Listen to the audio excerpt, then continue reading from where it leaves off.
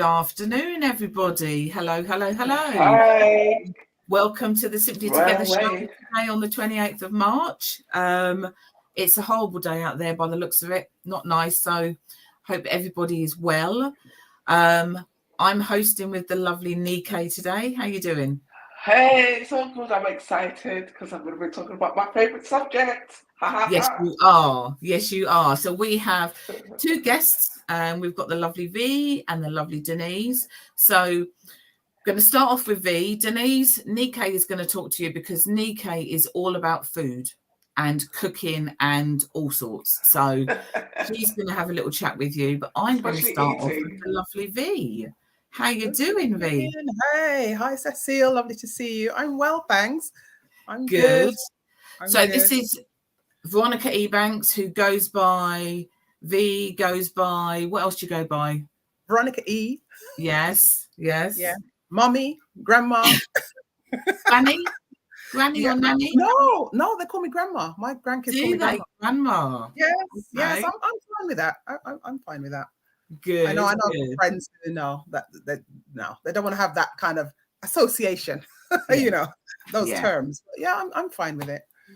So you've got an event coming up, but before we talk about your event, tell us a bit about yourself. What do you do? I know you've been on here before, but you do lots of things. So let everybody know what you're doing. Right. Okay. So I'm Veronica EBanks. I am, let me go way back. So I'm adopted into my own family. So I'm familiarly adopted into my family. I was born in Jamaica and came to Britain in the early 60s to be raised by a family member. And that turned into an adoption, informal adoption. So I've been to school in the UK. I have gone to college in the UK. I'm married with children and grandchildren. I did a science degree. I went back as a mature student and did an access course to enable me to go on to higher education to do a degree. And did I did you? Oh, yes. Yeah, I did access. Because it fitted in with the kids. Yeah. That was that. And they offered it at the time. It was Luton College of Higher Ed at the time. They were offering the access courses, and one of the subjects was science. And I've always loved science. I've always had this curious mind. And I thought, access to science, a science degree. Yeah, that sounds like something I would love to do. And so went that route. So I did the HND. So I did my access, went on to the HND, although the tutors kept on saying to me, you can go straight into the degree program. But I suppose I had my anxieties and my self-doubt, and I thought, okay, let me just go the diploma route first. And they said, well, okay, if that's your choice, you can always go into the final BSc, the final year of the BSc honors program afterwards. And I did that, and so that's how it all went down. So I had two graduations: graduation with my HND and a graduation with my degree. Then I did a teaching qualification to teach adults, further adult and education teaching certificate, and because I was told you're very good at explaining things. You can break down complex subjects into quite sizable and understandable, succinct chunks. So we think you'll be good for us as, whatever. So I worked as a VL for a bit. I also worked in labs.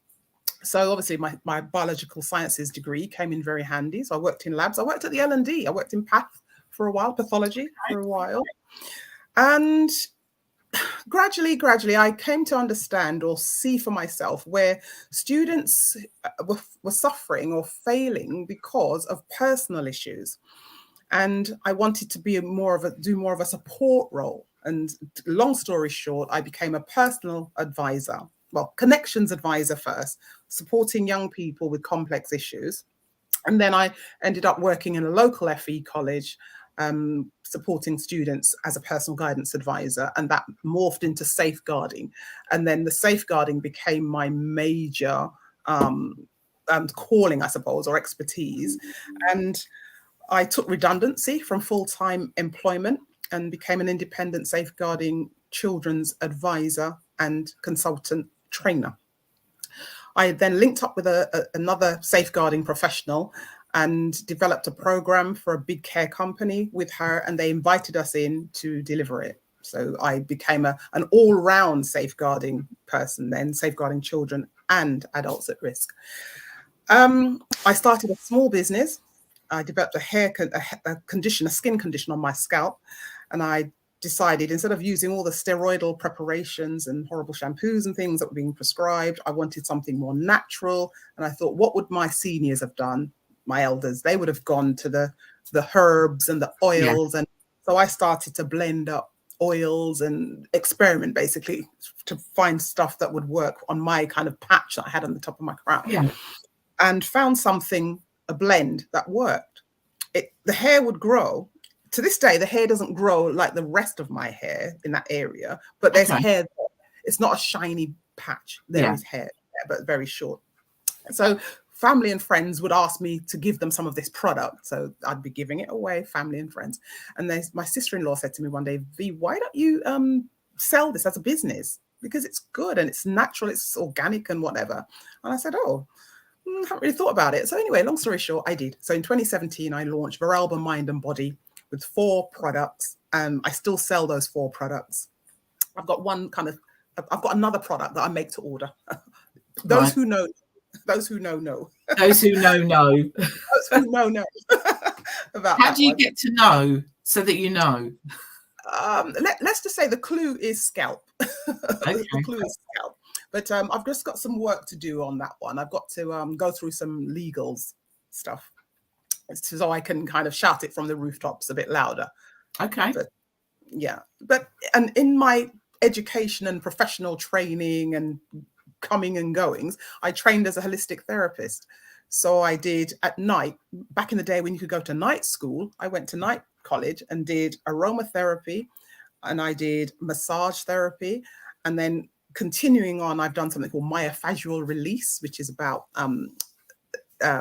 it's a technique where you stretch and apply pressures to the body to relieve pain, joint mobility, and such.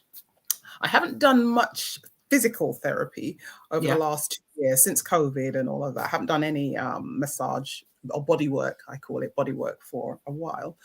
But my safeguarding work, I've continued to do as an independent. I go and deliver training for foster care groups, PRUs, domiciliary care or care organizations for staff. And I also write poetry. I've always liked writing. I've always written things, but then started to perform poetry back in 2016 in Luton. I was invited along to do something, to share, and I've been sharing ever since. I'm a patron of soul food poetry, knock knock, here in the UK. Obviously, I'm part of simplydeezevents, who's created this wonderful lunchtime show. What else? I think that's me in a kind of, I mean, I could go on, but I think that kind of paints a picture. So yeah, that does, but you missed something off.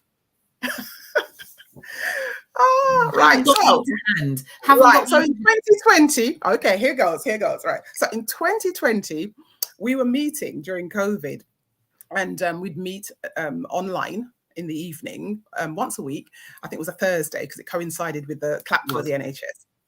And it was lovely. We were meeting regularly, and the benefits, you could almost see the benefits being created in this online group of women, and sometimes the occasional male would come. And I thought, why don't we capture this somehow? And I didn't even want to say the word book, but in my mind, I thought we could do a book about this. And I remember saying to Dee, the CEO of simplydeezevents, CIC, I remember saying, why don't we capture this, what we're doing now, this lockdown meetings, and how, who we are, what's going on with us, in a publication. And the idea was put to the ladies. And as a consequence of that, 21 other women came together, and the book Life in a Lockdown 2020 Behind Closed Doors was birthed. All right. And some of the ladies, a few of the ladies in the group were already authors. They'd already published books, but it meant that for some of the women in the group, they became authors. Myself. And I just think that's absolutely amazing, because it's something that you never thought that something that you would actually do, or something that you, or a title or a thing that you'd assign to yourself, that you are now an author or you're now a co-author. And to me, that was really, really empowering. And it meant that, okay, so you've done this, you can go on to do other stuff. You can write more books. You can write your memoirs. You can do whatever you want to do. It just goes to show that sometimes just a seed planted, an opportunity presented, an action taken, at the end of the day, action. Yeah. Action. And then there's a book 2, right? So Life out of lockdown. Yeah. Life out of lockdown. Yeah. You just put on there, honor and privilege. That and it is an absolute honor and a privilege to be able to work with you from that thought that you had that then became a book. Because I would never, I cannot even, it's never even entered my head to be right. Never entered my head. And I'm going to go and I'll say it for everybody. You may disagree with me, but I believe it was a painless process. I know some of you are going to say, oh, I struggled to write my 1,000 words or whatever, but you had a skeleton to work from. You had a kind of a framework to work from if you were struggling, you know, because that was given out at the very beginning. So It was like, so, and the speed at which you ladies just got your pieces done, it was just like, honestly, it was record, and the book did amazingly well on Amazon. So when I said you'd forgotten something, I wasn't actually talking about our books. I was talking about yours, because you also are an author in your own right. So tell us about that. Okay, so, gosh, I'm trying to remember the year. But anyway, about 12 years ago, I had a hysterectomy. I went through a journey, a gynecological journey. I developed fibroids. Unbeknownst to myself at the time, I just noticed my stomach was swelling and my feet were swollen. We're swollen, and it's worse in the hot weather. But I'd always had heavy monthly bleeding, heavy and still painful. And I kept a journal. So I'd gone to the doctor and this journey started. And I kept a journal about what was going on. And this journal, I wrote when I could and how I felt. Whether I felt like writing at all. I just wrote when I could. And so that was over 10 years ago, over a decade ago. And that journal was put away. I've moved house since. And on a particular day last year, 2022, I was going through some boxes in my loft and I found my handwritten journal. And I looked at it and I thought, oh, wow, I've been through some stuff. Yeah. And I thought, can this journal help anybody else? And I thought, the first thing came to my mind was, yeah, of course it can help someone else. Another voice said, no, you can't publish that. That's too intimate. That's too personal. And then another voice said, well, why not? Why not? And who's going to beat you? Who's going to stop you? kind of thing. So I published it. So that's it. The Hysterectomy Chronicle. It's not a massive tome. It might be a bit blown out. There we go. I think you can see it now. It's not a massive book. And it just goes to show that many of us may have writings that we have already, diaries, journals, notebooks that you can actually turn into a resource for someone else. So that's what I did. It became a resource. So now this book is a resource. Another account of what does that look like? So what is hysterectomy? What are fibroids? I've heard about them, or I've got fibroids. So what potentially could my journey look like? When there's no one size fits all, we're all different and our journeys will be different. There'll be differences in our journey. But generally speaking, for a lot of women, I mean, the NHS performed over 39,000 hysterectomies between 2019 and 2020. I've got my dates right. Right. And a fifth, 1 in 5 of those, approximately 1 in 5 of those hysterectomies were due to fibroids. Wow. And fibroids are non-cancerous growths. So they're benign, meaning they're harmless, but they're non-cancerous. They're not cancer, but they grow within the uterine wall. Yeah. And sometimes they can grow out of the uterine wall into the abdominal cavity.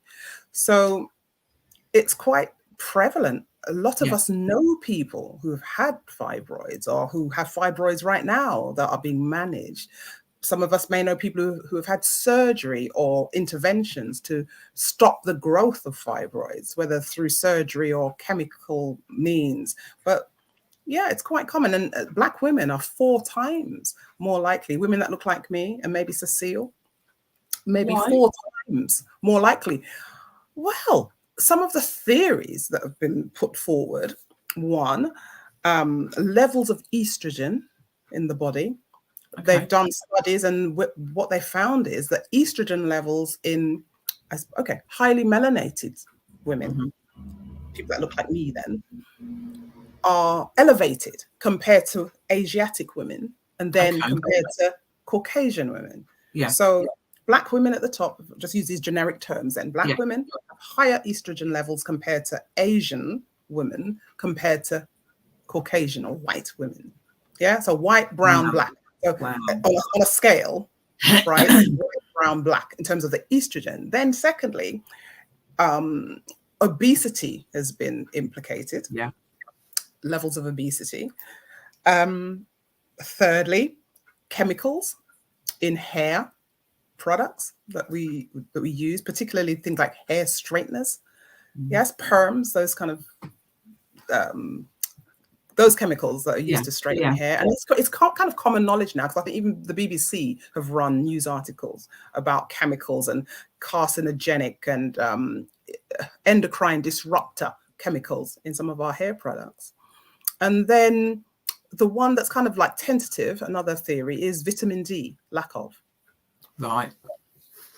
Yeah. Okay. So, and work, there are small groups, I suppose, not small groups, but there is research going on, but not as much as I suppose we'd like, to get the results and the, to get a conclusive, this is the cause, right? It could be the cause, or the causation of fibroids could be multi-layered. So yeah, so we don't know, but the more work we do, and this is why it's important, I believe, that we need to talk about it.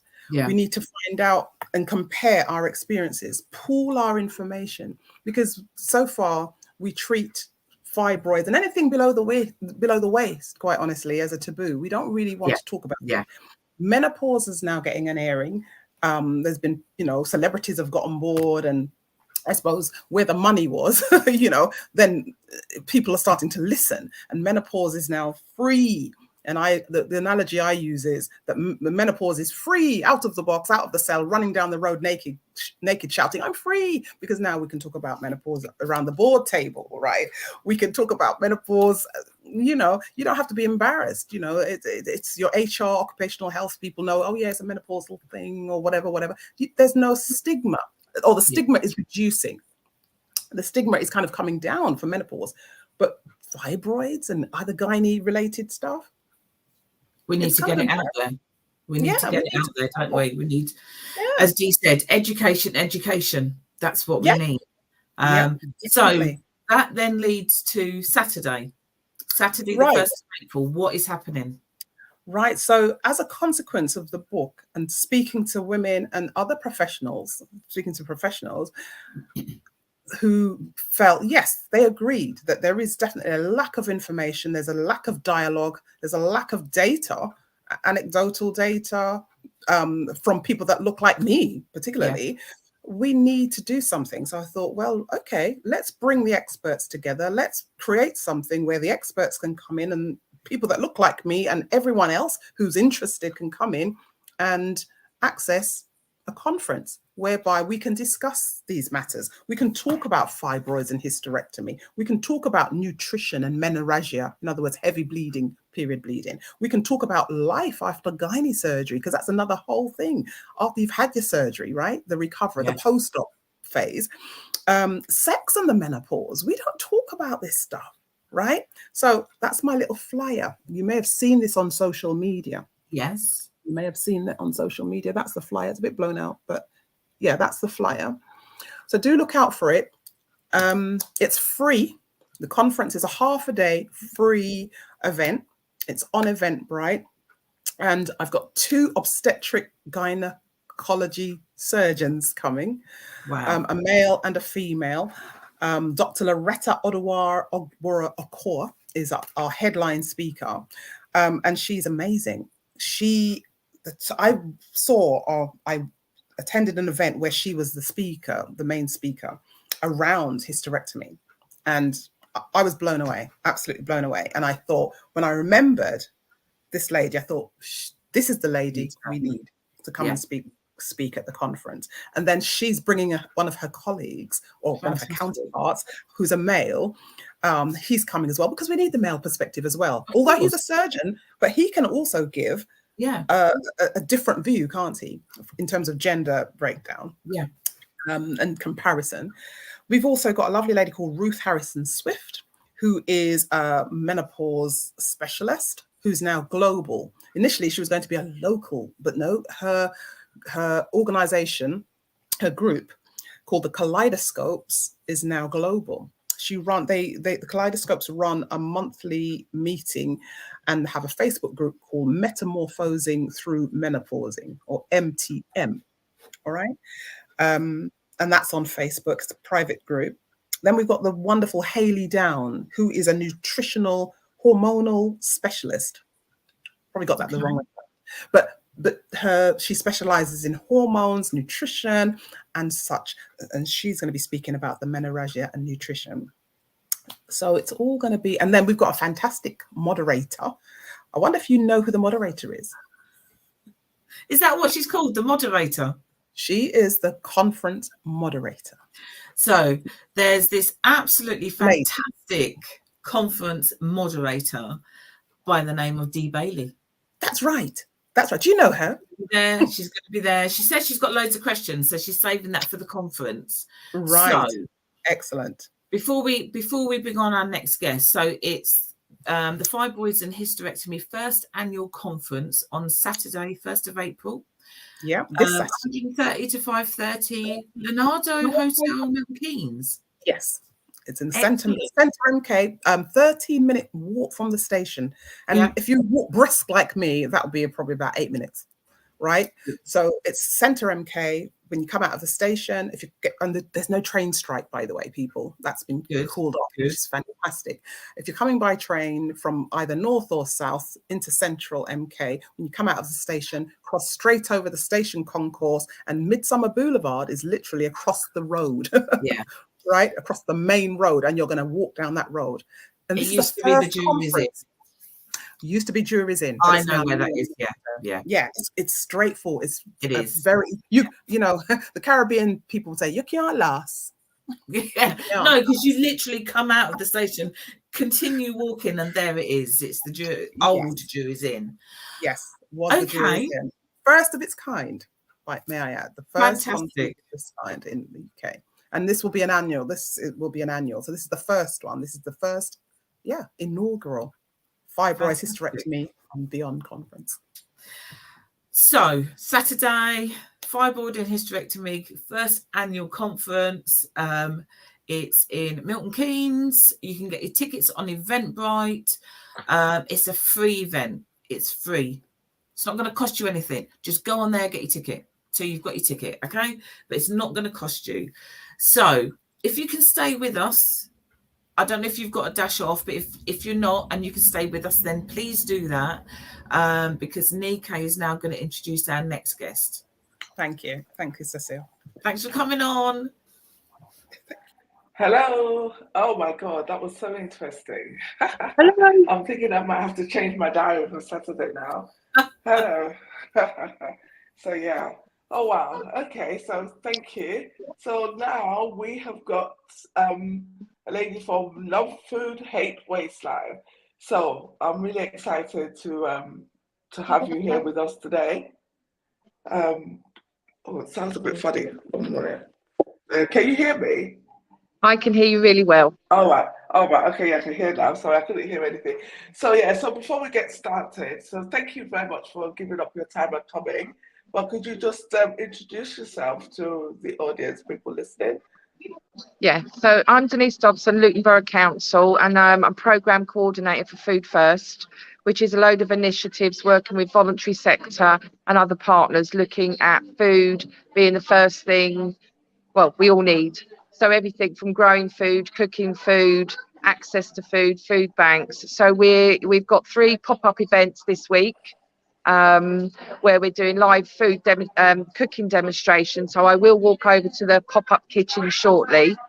So we really want to promote things like making sure that people have got their free school meals if they've applied for them, Healthy Start vouchers. I will tell you some alarming statistics that in Luton there is £277,000 worth of vouchers unclaimed every year for families, Oh which my should God. be yeah, that's a lot of.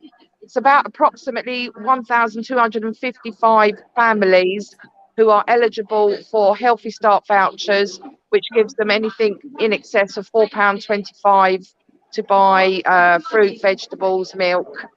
So we're trying to promote the things that people are eligible. But today we've got a lovely event. So we've got a number of people. I've got to avoid some of the children here. We've got colleagues from the council. We have our lovely strategic waste team who are going to give advice on food waste, saving food, what else? Recycling and everything. We've got our lovely colleagues here from Milton Adult Learning. And what will you be sharing today? You do free courses, some of them as well. So yeah, maths, numeracy, anything like that. Yeah, so lots of courses. We've got colleagues here from Luton Food Bank and Luton Citizens Advice Bureau. And Luton Citizens Advice Bureau. I'm going to walk over to our lovely chefs who have got a beautiful pop-up kitchen today, giving demos. I'll just turn this camera around to show you. So I'd like to introduce. Hi, I'm Clover, and this is David. And we're doing the cookery demonstrations today. Sampling. Oh wow! So I'm going to tip the camera down so you can see they've been cooking. See the food. So on this side we've got a big veggie tagine. So we've done this as kind of a bit of a one-pot dish. So it's got couscous through it, loads of vegetables. So we're using a mix of canned veg, fresh veg. So it's about trying to get into the fridge. And if you've got half a carrot, half an onion, a little bit of spinach left, anything you've got, you can make something really, really delicious with it, basically. And using store cupboard essentials as well. And this one, what we got in this? So this one, oh, good. This one I wanted to come up with some recipes using things that typically come in a food bank bag. So, if you're something that you're getting regularly like that, I've used most of the ingredients that come in that. So we've got canned veg, we've got tuna, we've got the noodles, and then I've just added in some onion, garlic, and some sweet chili sauce to make like tuna noodles, basically. So we can have these hot at any time, and then whatever's left, great the next day cold for lunch, or if you want to take it with you, in a packed lunch. So just really nice, simple stuff, but just maybe a little bit different things that people haven't thought of. I'm going to step back so you can actually see the demo kitchen, which looks fantastic indoors at Marsh Farm Futures today. So we've also got our recipe board for today's menu. If I can actually, I don't know if my camera skills are that good. Oh yeah, we can see it. So we've also got this event again tomorrow at Hightown Methodist Church from 10 till 3, and then again at Hockwell Ring Community Centre from 9:30 till 3:30. And if you pop along, you might get treated to a full English breakfast in the morning or a lunch in the afternoon on Friday. Sounds like I should skip off work. We've teamed up actually with the strategic waste team. It was a concept about 3 weeks ago. We said, hey, let's do something together, and crazily put on in less than 3 weeks 3 events in 3 different venues to support people just learning a bit more about their food waste, ideas for using the little bits that you have in the fridge. And then we thought it would be great to have support services available. So we've got people like Citizens Advice Bureau, lots of giveaways. Can we show some of the giveaways that we've got? We're sort of showcasing some of these things. So this is a rice scoop, which doesn't look very big, but this is 1 portion of uncooked rice. So measuring food is a good way of, you know, not cooking too much, basically. So obviously this is going to double in size, so it turns out to be 1 portion in the end. So you can obviously adjust these things to whatever suit you, but anything like pasta or rice is really worth measuring first so you don't cook too much. And then we've got things like shopping lists to help you. They stick onto the fridge as a magnet, but it means that if you make a list first, you don't tend to overbuy when you go in there. You know, yeah, we're all guilty of that, especially maybe don't go hungry as well. I think that's another one, isn't it? I think that's a big one. Yeah, exactly. And we've got lots of recipe cards and things as well, you know, things to help you at home. So lots of tips and hints, really worth coming down, and anybody that's worried about things can come and have a chat. You know, we can help you with any food ideas or any food waste problems, anything like that. Yeah, that's what I was going to ask you actually, that who is these events actually aimed at? Sorry, I didn't hear that. It's quite, yes. Could you say that again? Sorry, it's the venues, the acoustics are not great. I was asking who the event was aimed at. If it's aimed at a particular demographic? Anybody and everybody. Everybody have their own sort of version of, you know, maybe something that they waste regularly, or they might need some tips or hints or anything. So it really is everybody. Oh wow, that sounds amazing. Because the other thing that you've got in your title there about hate waste. So one of the things that I don't know about you, but obviously when I was growing up, my mom always said, "Waste not, want not," that type of thing. Yes. And it is that thing, isn't it, where you've got leftovers that can often end up in the bin that you could actually use again. Absolutely. It's such a fabulous idea. I'm going to walk over to the strategic waste team who do have lots of stuff and ideas about the food waste. So they've got some great giveaways. I'm just going to swing round. Hopefully you can see them with my very, very bad waste skills. English. What are these bags here that you've got? Food bags for shopping, for vegetables. The rice scoop, 1 person. We've got clips. Wow. Loads of recipes, and then if anyone heads down and fills out a feedback form, we are also got food related raffle prizes. So we've got a lovely crock pot, slow cooker, a wonderful hamper, if you can see it. Hopefully I don't know, because I can't see it myself, and a Eat Well for Less cookbook. The items for our hamper were donated by Food Bank, so they were sort of the odd stuff that people donate to Food Bank that doesn't go in a standard Food Bank parcel. So you maybe some honeys and crackers and stuff. So we put together a nice food and fruit basket. And then shortly we're going to have a load of children in here, and the lovely chefs are going to work with the children and make What are you making, Clover? The really little easy flatbreads that we do, we use self-raising flour and some water, and that's it. And you literally just make it into a dough, and then you can either pan fry them, or you can then turn them into pizza bases as well. They're really good for that too, which you can top with all sorts of different things. We can add spices and flavorings, but they're really good fun, and it's nice to have a bit of a mess and get the kids in the kitchen straight, you know, as early as possible, really. So, okay. Wow. So we've got a couple of questions here for you today. So one of the first questions they asked was in relation to food waste, because a lot of people are concerned about how to store leftover food. Yep. So if you've got any tips that you would like to share with anybody. So it's really fine to store. So once you've made a soup or a curry or anything like that, make sure it's cooled down first. It's nice and cool, and then it can go into the fridge for at least 3 days. You can also then put it into tubs and put it into the freezer, and obviously you can take it out, let it defrost. It's worth just, if you're going to work in the morning, maybe take it out, leave it on the counter, come back in the afternoon, that'll be completely defrosted, and then you can reheat it as normal. Just make sure it's really piping hot. And things like rice, can be a bit of a myth. People worry that they can't reheat rice, but it's absolutely fine to do that. Just make sure it's absolutely piping hot. And what about vegetables? There was a question there about vegetables past their sell-by date. What? You see, now, I mean, veg you can see really clearly if it's not going to be okay if it's got mold on it or something like that. You know, I think that's quite clear not to use that, or you could cut it off.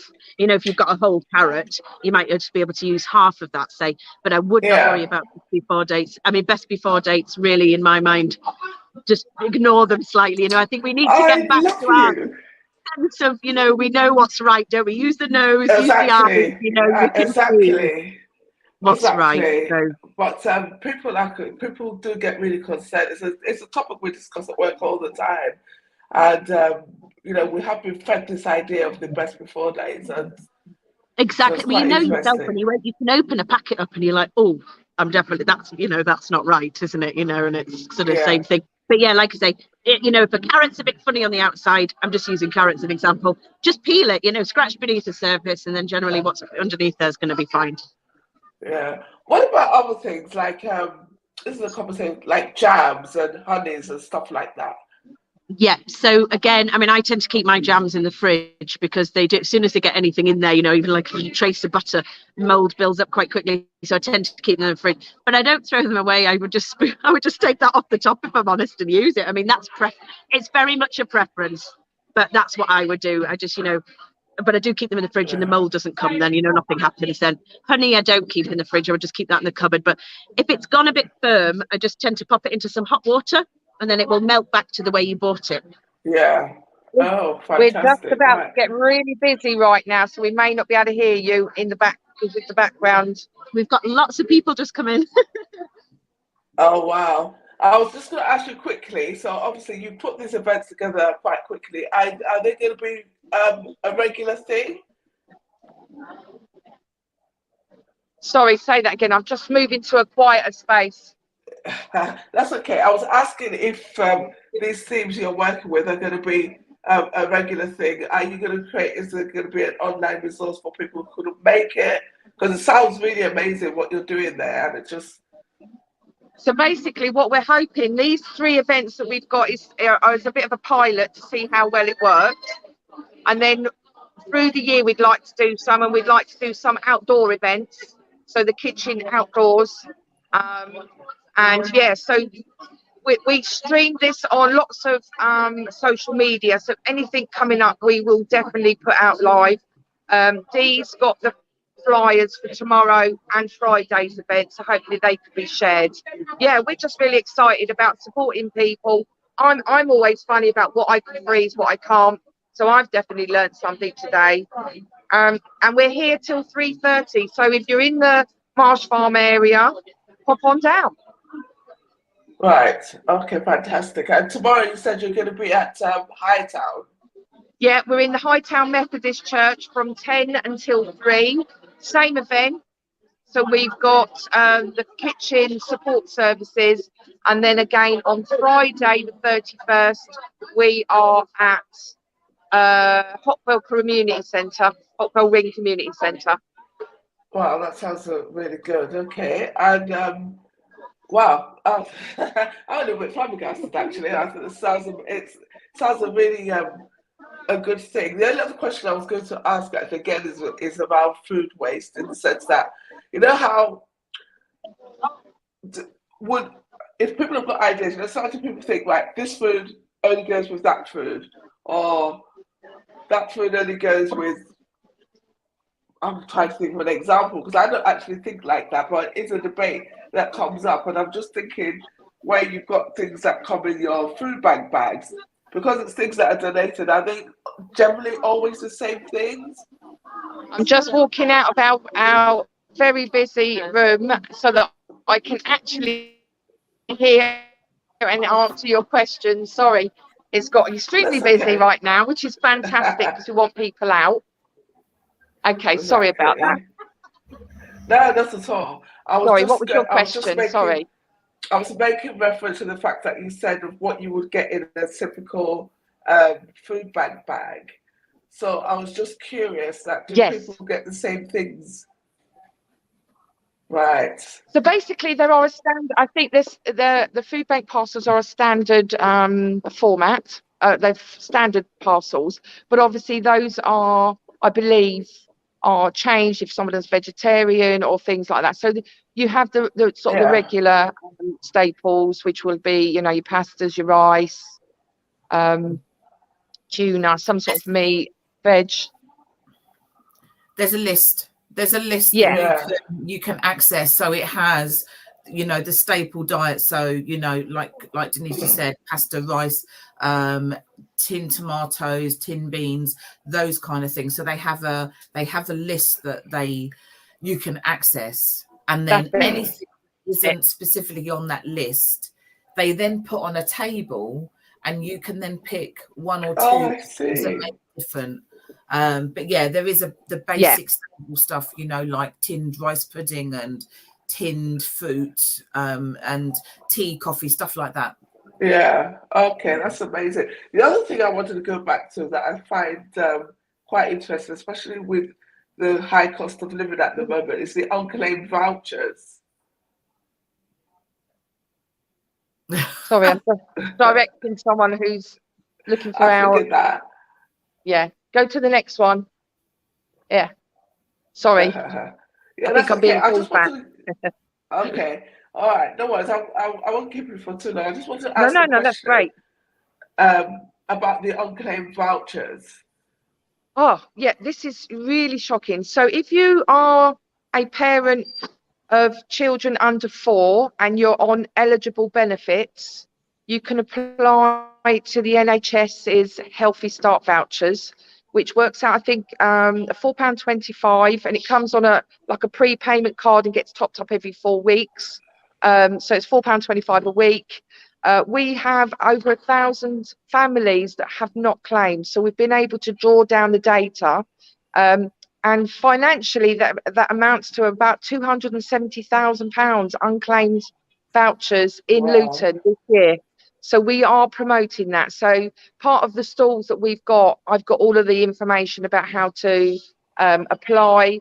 We've now got it put up at GP surgery, so hopefully at your GP surgery you'll see information. So if you're pregnant or I think you've got to be 10 weeks pregnant or more, or children under 4, please go on Google Healthy Start NHS and find out if you're eligible. Please claim what you're entitled to. The other thing that we're trying to promote is free school meals. So at the moment, I think if you've got a child that is in either year reception, year 1 or year 2, they get a universal free meal. But the problem is when you get something free, you don't think about applying for it. So those that would be eligible if it wasn't for the universal meal are perhaps missing out on the shopping voucher that's given through Luton Borough Council's Household Support Fund.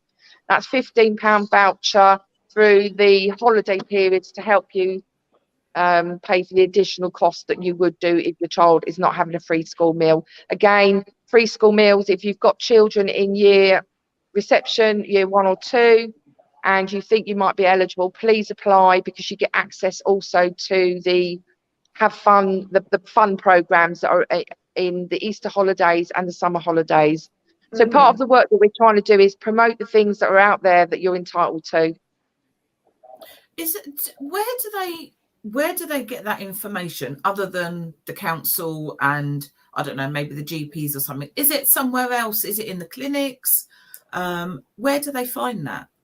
Yeah, so we're working with so first of all, I'm going to promote the council's Luton Supporting You pages. If you go on there, they've got everything from help with bills, benefits. My pages are on there, Food First. So it's really a one-stop kind of place to go for additional support, advice, guidance, and what is out there. So Luton Supporting You on Luton Borough Council's webpage. Really important place to drop in. And then with regards to the Healthy Start vouchers, we are now working with the health visitors, midwifery team. We've all clubbed together and worked to say, where do we need to advertise this? When do we need to mention it? And how do we get out there? So we've got thousands of leaflets been printed, and I will be delivering them everywhere where we think the parents will go. And hopefully, between all of us, we can ensure that our friends, family, our colleague down the road knows about it, so that they can promote it to the families that need it. Wow. Fantastic. That's amazing. Absolutely fantastic. We will get you back on. We will definitely get you back on, because that's information that just needs to be shared.